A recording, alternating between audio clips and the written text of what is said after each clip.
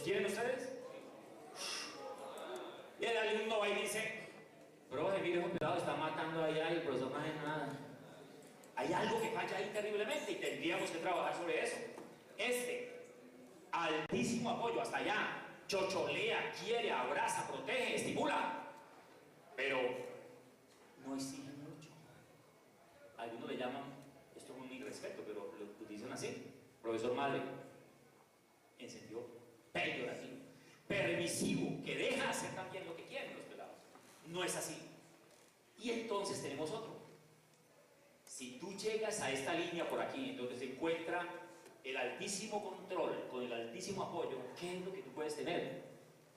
Un estilo restaurativo. El ministerio le llama asertivo democrático. Y no olviden que estamos hablando de lo que esta mañana se resaltó aquí, la defensa de la democracia. Estoy seguro que alguno de ustedes podría recitar el artículo 67 de la Constitución de memoria. En el segundo inciso, la educación formará a los colombianos ¿en qué? El respeto por los derechos humanos, la paz y la democracia. Así es que dice. Es un mandamiento constitucional del 91. Bello, bellísimo. Pues hagamos que eso funcione. Miren, esto es una cosa tremenda que nosotros la podemos utilizar. Pero no es tan sencillo porque tenemos un chip aquí que nos dice castiga, saca. Pero si todas las semanas pasa, porque está fuera de clase, me sacaron. Deberías estar jodiendo, ¿no? Puede que sí, pero puede que la joda haya sido alguna de aquellas que dijimos ahora. El pelado se paró a coger el lápiz o de otro que se le iba a prestar. ¿Por qué se para? No tiene permiso, se va. Bien, bien, bien. ¿Cómo tramitar eso? Es la pregunta que va quedando. Ventana de la disciplina social, queda ahí como referente. Si le ponen en internet eso, le sale un chorizo de discurso de Ted Washington y Paul McCall sobre ese tema. Justicia restaurativa no es, para ir concluyendo, lo siguiente. No es, esa de la que habló Mandela, de la que habló Tutu en Sudáfrica, no es esto. No es perdón y reconciliación. ¿Por qué razón? Porque se quisiera llegar allá, pero si no se llega, no habrá fracasado necesariamente un proceso. En este libro, realmente lo que yo quise hacer fue contar historias en donde en algunas de las cuales se pudo cumplir un proceso bastante restaurativo, reparativo entre la víctima y el ofensor, la familia del ofensor y la familia de la víctima. No es mediación, ya les expliqué, ¿cierto?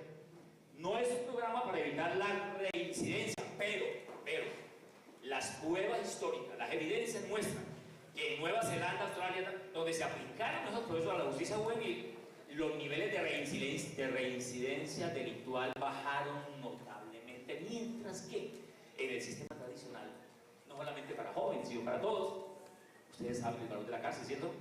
¿Qué es lo que dicen las cárceles de Colombia, como en la de Villahermosa en Cali? Aquí no entra el delito, entra el hombre. En la de hombre no es si en las mujeres dice lo mismo. Y no es cierto. Son nidos terribles de mal, de quebrarse el ser humano allá, de más dolor, de más tragedia. No es un programa para todos los casos. Perdón, la prueba sería chévere en el colegio. Si hiciéramos esto, nos ayudaría a disminuir la reincidencia en quiebre de la norma. No es un programa para delitos menores o para ofensores que lo hacen por primera vez. No es un nuevo programa desarrollado en Norteamérica, porque también puede venir la idea de que es otro invento del imperialismo. Realmente no surgió allá. No surgió allá, las fuentes están en otro lado. Y en Canadá se hizo el primer caso de tratamiento de un conflicto entre vándalos que dañaron a alguien y se montó un proceso de trabajo entre víctimas y victimarios. En 1974 en Kitchener, Ontario, Canadá. No es una panacea que reemplaza el sistema legal tradicional, tampoco, y en el manual de convivencia va a aparecer. Si tú quieres, trabajamos así, porque es voluntario. Claro que sí, incluso en el sistema de responsabilidad penal de adolescentes. Si no quieren los pelados, si no quieren las familias, entonces ¿qué ocurre? Pues que le aplicamos el procedimiento punitivo tradicional, punitivo retributivo, lo aplicamos. O sea que no lo reemplaza, no es que quite eso, por favor. No es necesariamente opuesto a la justicia restaurativa, ya está dicho. ¿Y cuál es el valor de las prácticas restaurativas y la justicia restaurativa en la escuela? Les voy a decir la palabra clave. ¿Qué es lo que la justicia restaurativa quiere llamar? ¿Qué es lo que busca? ¿Cuál atención quiere poner? ¿Qué es lo que el delito daña?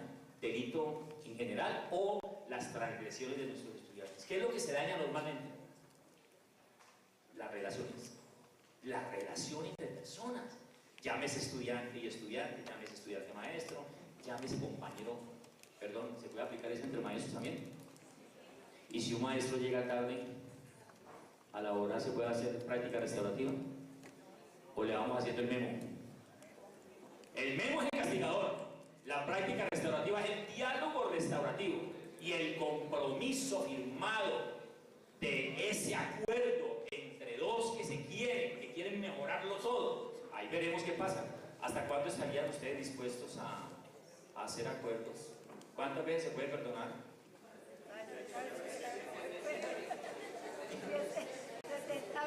La tarifa no está en ninguna parte, ni en la Biblia, ni en código, ni en ninguna parte.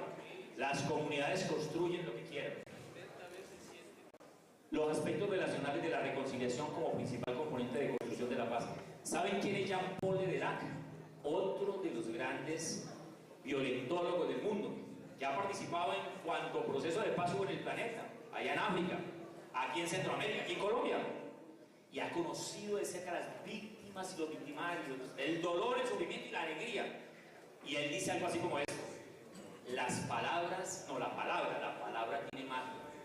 Dicha en el momento y el lugar adecuado, puede tener un sonido y unas consecuencias diferentes a las tradicionales. Magia, dice, la palabra tiene magia. Depende de lo que ustedes quieran. ¿Ustedes creen que al trabajar un conflicto en medio de una bulla, de un lío en el patio, de un movimiento terrible, es fácil? No, hay que buscar un espacio para eso. Nos vamos a escuchar. Y ahí vienen las técnicas, ¿no?, de los círculos de diálogo, de la mediación víctima-ofensor que podemos trabajar. Entonces, ¿qué es lo que quisiéramos? Restaurar la relación. Vamos a trabajarle a eso. Con el castigo solo no sirve. ¿Qué hace el castigo? Por ejemplo, el pelado que cometió un delito, la justicia le pone una pena, listo, responsable pena. ¿La víctima tiene participación ahí? No. Muy poquita. En el sistema tradicional ninguna. Y ya hoy con la vinculación de la justicia restaurativa a estos sistemas, de pronto algo, pero realmente muy escasa. En cambio, la justicia restaurativa, las prácticas se basarían en esto: incorporar a nuestros estudiantes víctimas con su familia, los ofensores y su familia, la comunidad de apoyo, incluso el salón resultó dañado, el representante del grupo, el personero. Pero le voy a decir una cosa: eso no se puede hacer a las patadas, ni se puede hacer de sacado de aquí el sombrerito de la cabeza. No, hay que preparar todo eso. Una niña fue quemada en la cara, un niño le tiró alguna cosa, y los medios de comunicación estaban en la fiscalía, y las gafas oscuras, y salió otra vez caso de ácido en un colegio, algo así. Qué cosa tan terrible. Entonces yo estaba al frente de eso, comenzamos a trabajar en la indagación de qué había ocurrido, cómo ocurrió exactamente, en qué momento. En una clase, ¿no? Ocurrió en una clase. ¿Quién estaba ahí entonces? El maestro. ¿Y qué estaba haciendo el maestro? No le respondo. Y los niños comenzaron a decir: estábamos jugando porque es que Juanito se encontró una candela y entonces se la trajo. Y entonces de pronto otra sacó una loción, y entonces con la loción tenía spray y se echaba en la mano, y entonces sacó la candela y se prendía y apagaba, prendía y apagaba, prendía y apagaba. ¿Se llama cómo? Jugando con fuego. ¿Dónde? En el salón de clase. Todo lo que ustedes quieran, de mal hecho. Bueno, listo. Y finalmente el niño, uno de ellos dice: voy a asustar a Juanita. Y va donde Juanita, hace la misma cosa pero con el spray así, y prende y baja la llamarada. Gracias a Dios, a la naturaleza y a todos los seres, no le pasó más que una pestaña quemada, el pelito un poquito, pero no hubo lesión de ojos ni quemaduras que afectaran su rostro. Pero al principio eso pareció que fue pues el fin del mundo. ¿Qué dice una práctica restaurativa? Escuchemos a la víctima, a su papá, a su mamá, que nos digan qué están sintiendo, qué les está doliendo con todo eso y qué quieren. Y así lo hicimos. Oiga, qué cosa tan bella lo que va saliendo. Claro, el papá de la niña dice, primero, allá en la fiscalía decía: quiero que echen a ese sujeto. Eso no es un estudiante, es un asesino. ¿Cómo va a quemar el rostro? Ustedes vieran lo que pasó después. La niña resultó ser, en la indagación que hicimos, la que inició el jueguito. Ella fue, pero no le dijo a su papá. Y en el proceso de diálogo restaurativo se vino a saber todo eso. Y entonces ella, que quería que el ofensor le explicara por qué había hecho eso, terminó reconociendo su parte, asumiendo su responsabilidad. Ahí van a ver que esta justicia es la de las 3 R's. Responsabilidad, 2, dígame la palabra, ¿se la sabe? Restauración, reparación. Y la tercera sería ¿cuál? Si quisiéramos eso. Ya está reparación. ¿Cuál sería la tercera? R. Reconciliación, acuerdo. ¿Reclusión? Reclusión no. Lo repescamos, lo retomamos, lo queremos aquí dentro, no allá afuera. Reintegración. Reintegración. Dígame, ustedes les pagan, a mí me pagan para echar gente o para meter gente. No anda el ministerio pues diciendo que todos tienen que estar en la escuela, yo también creo que sí. Y a veces somos fáciles para ir firmando esas resoluciones de cancelación de matrícula, de cambio de ambiente escolar. ¿Cómo se llama? Eufemismos. No es fácil, yo lo sé, no es fácil. Pero les advierto que ahí hay un camino bello para intentar al menos eso. ¿Y qué hay que hacer? Primero, todo el mundo tiene derecho a la información, perfecto. Derecho a la verdad, ya hablamos de ella. Empoderamiento. ¿Qué es empoderamiento? Miren, la víctima y el ofensor asumen unos compromisos.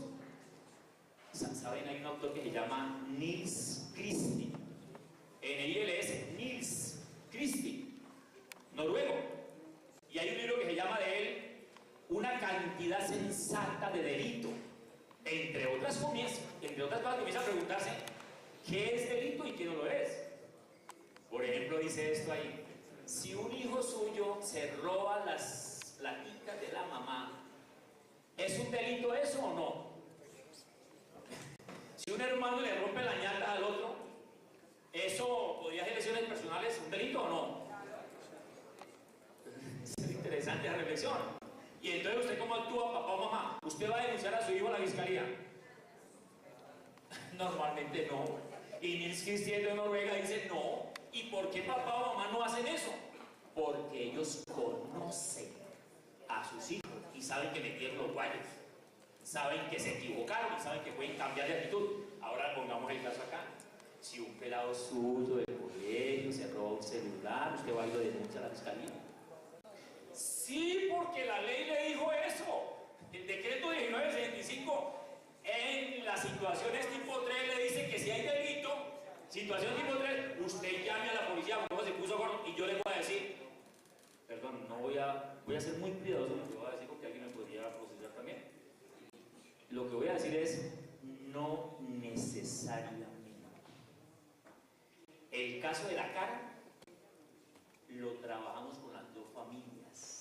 Los dos niños continuaron viviendo en su grupo y hasta donde yo salí, vivían felices. Y el grupo se incorporó, se les explicó, participaron y comprendieron qué había pasado, y espero que jamás vuelvan a permitir una cosa de esas.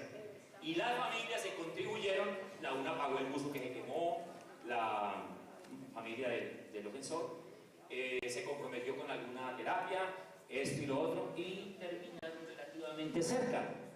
No se escuchó la palabra lo quiero mucho, no, pero sí se escuchó la palabra pido perdón y siento vergüenza. Y aquí aparece una palabra tremenda que se la dejo también planteada: el papel de la vergüenza en el tratamiento de estos conflictos.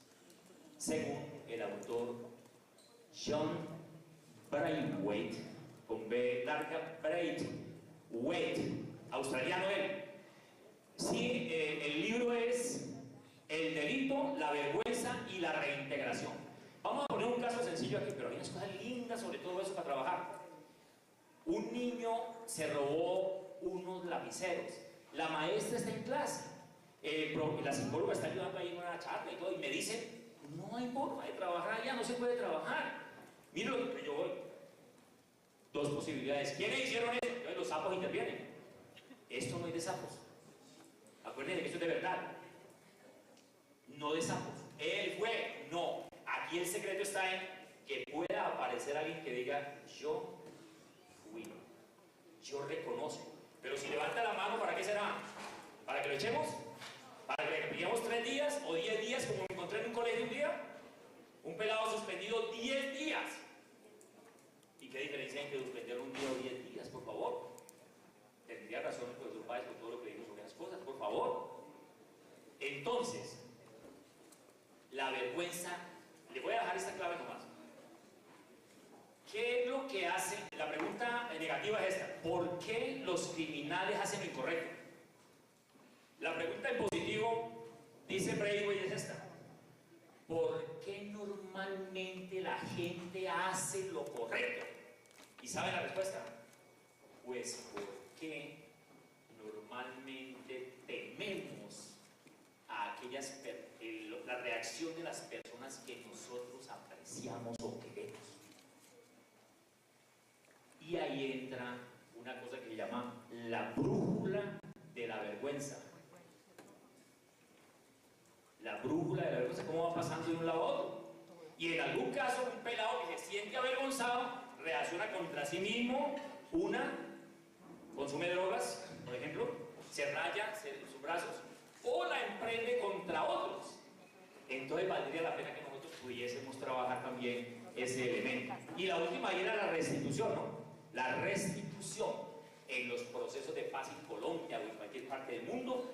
Jamás podrá haber paz real si no hay también esa reparación que involucra la restitución. Por ejemplo, ¿de qué? Hoy en Colombia. De tierras, por ejemplo. Pero la restitución no es solo un tema económico, material. Hay algo más que las víctimas quieren sentir. La verdad que aparezca. Por ejemplo, en Sudáfrica era patético eso. Aquí vinieron acá y lo contaron. Queríamos saber dónde estaban los restos, los pedazos de hueso de nuestros seres queridos. Que nos dijeran por qué. En otro proceso, mataban los guardias blancos a los negros, metiéndole bolsas plásticas acá. En el proceso, una pregunta de ellos: ¿ustedes cómo hacían eso? Y luego, ¿por qué hacían eso? Esos guardias en esos videos comienzan a llorar de vergüenza ante todo un país explicando una cosa de esas. Y nosotros estamos en el colegio, en la escuela, con niños, niñas que están creciendo, que se están formando y quieren un universo de posibilidades de cambio de actitud, que es uno de los propósitos de la aplicación de estas prácticas restaurativas. Ahí está.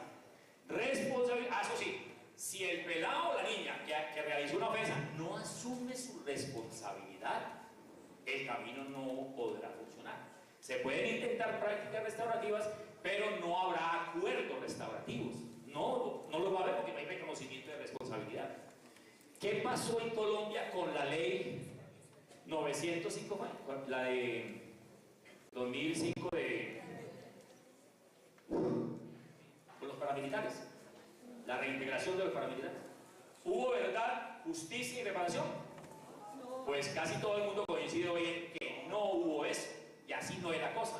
Y en la nueva etapa que vivimos hoy, jamás podrá haber justicia real si no hay verdad y hay reparación, pero con todo lo que yo... Perdón, ¿ustedes cuántos monumentos in memoriam de víctimas en Colombia conocen? Saben que en Bogotá se acaba de poner la primera piedra del Centro Nacional de la Memoria Histórica, ¿cierto? Que ya existe como organización del Estado.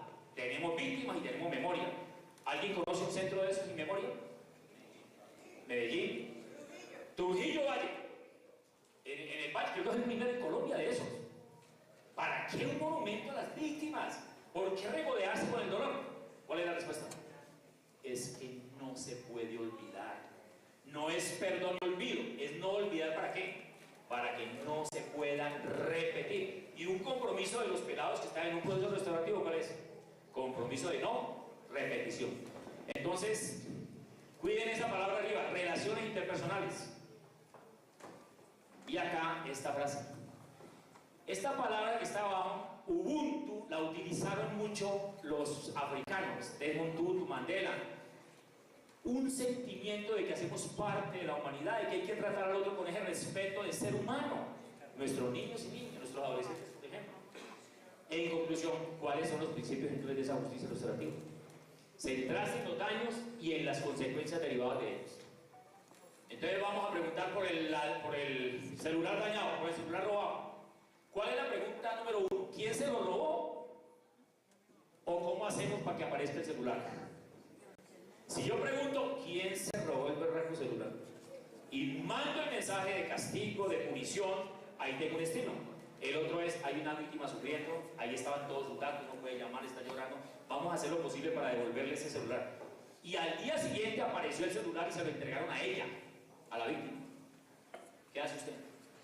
Comienza a preguntar quién se lo entregó, quién fue, abre a ver, pilas. Ahí tiene usted una intención, ¿no? En cambio, si usted está interesado en la relación que usted va a trabajar, lo que ha ocurrido, le recomiendo también lo que la guía pedagógica, la guía del ministerio, la 49, tiene llamado así, acontecimiento pedagógico, con mayúscula, acontecimiento pedagógico. Monten acontecimientos pedagógicos, ármenlos a partir del lunes 7 hasta el 14 de la Semana por la Paz en Colombia, que organiza el Episcopado Colombiano y unas organizaciones. Acontecimientos pedagógicos que nos hagan recordar lo que nos está dañando y cómo lo tratamos para superarlo. Definición, y eso no importa tanto, pero ahí está un proceso en el que todas las partes implicadas en un determinado delito resuelven colectivamente cómo manejar las consecuencias del delito y sus implicaciones para el futuro. Es para el futuro, es para mejorar, para transformar relaciones, para que las comunidades sean mejores y más felices. No hablo de eso, por favor. ¿Y qué incluye un resultado restaurativo? Mire eso. Sí, ese niño dijo, claro, yo lo estaba preparando, entonces, ¿qué vas a decir? Si estás sintiendo eso, ¿qué vas a decir?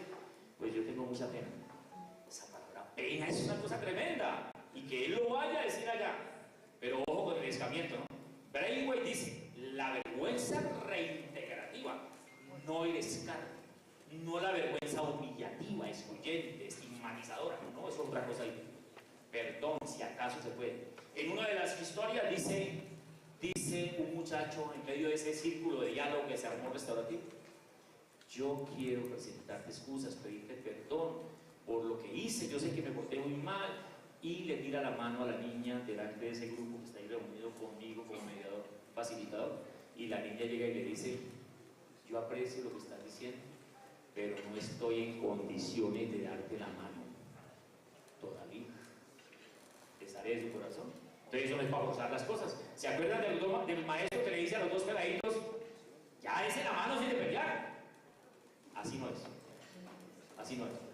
La justicia de las 3 R's, ahí está. Responsabilidad, restauración, reintegración. Marcado. Hacémoslo. Perdón, ¿por qué hablar de prácticas restaurativas y no justicia restaurativa siempre? Porque la justicia restaurativa está muy ligada a transformar conflictos. Me meto a tratar un conflicto. Es como una reacción al delito o a la transgresión. Mientras que hablar de prácticas los podemos hacer en el hogar, en la escuela, en el trabajo, es más genérico y más en la línea de la RAI. ¿Cuál es la RAI? La ruta de atención integral. Es decir, vamos a trabajar con esto, promoción, prevención y luego sí atención y seguimiento, que es lo que nos pide y con toda razón. ¿Ustedes qué están haciendo para evitar? No, para tratar, para prevenir el consumo de sustancias psicoactivas en sus instituciones educativas, que es una tragedia nacional terrible.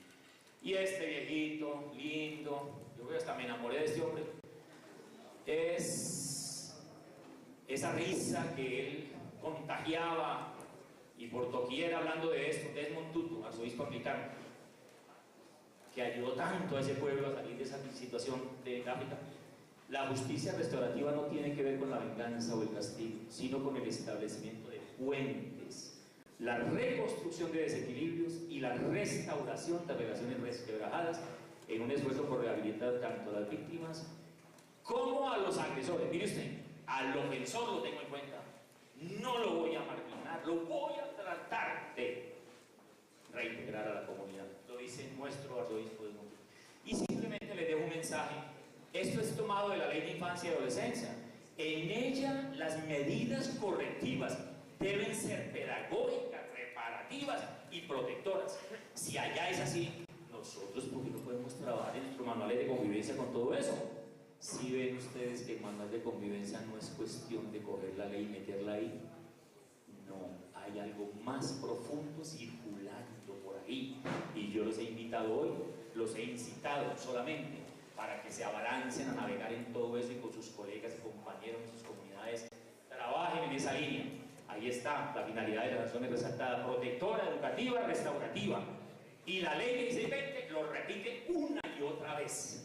Por favor, retomemos algo de eso y cumplamos con el mandamiento que dice: ustedes buscarán realizar, buscar, encontrar procedimientos alternativos para tratar los conflictos, dice la ley. Aquí escribía yo en 2011, en esta contraportada: ¿existe realmente algún camino alternativo para transformar la convivencia escolar? Y yo dije, sí, este es uno, y los invito a recorrer. Y terminamos